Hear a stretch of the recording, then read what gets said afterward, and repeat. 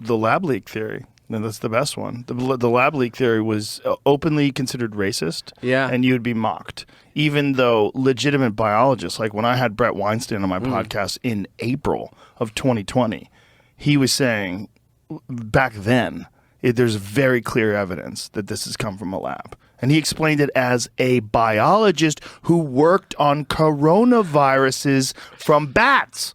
Like, that's literally his expertise, his area of expertise. So he had a deep knowledge of this. So when he was describing it, people were furious at him. They were demonetizing his YouTube videos and going after him, and all these progressive people on the left. It's like, you're falling into this whole alt-right Trump this and that, and like they weren't even paying attention to an actual biologist who actually understands and has studied viruses.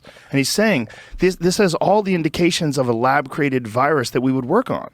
All of those conversations you were having, like Malone and McCullough and Weinstein, when you actually listen to what they're saying, they're talking from a biological perspective. They're scientists and doctors. It's not political rhetoric. They're not saying, I believe in this and this is how we should organise culture and these are the hierarchies that should be in place. So it was extraordinary that what they were met with was politically and ideologically driven. Like that, at the beginning of it, it seemed like there was such an appetite to frame everything Trump was doing as ridiculous that, like they sort of highlighted and framed Fauci saying that, I think Trump said it could have come from a lab, and Fauci said that's ridiculous and it's implausible.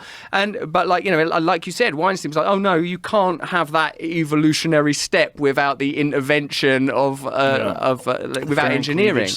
Yeah, have you read The Real Anthony Fauci by Robert Kennedy Jr.? I read some of it. The letters are very small in the book, aren't they? Like, I've got it as a physical book. It's very small print. It's challenging. I've been listening to it. I've been listening to the audiobook. Who's doing the reading? Not Robert Kennedy himself, I'm assuming. No, Robert has a voice issue. Yes, he has that voice issue. Ironically, got that voice issue from a vaccine injury. Whoa. Yeah, isn't that crazy? It's like it got its revenge in first. It started it off, I think. It was... he had a side effect from the flu shot.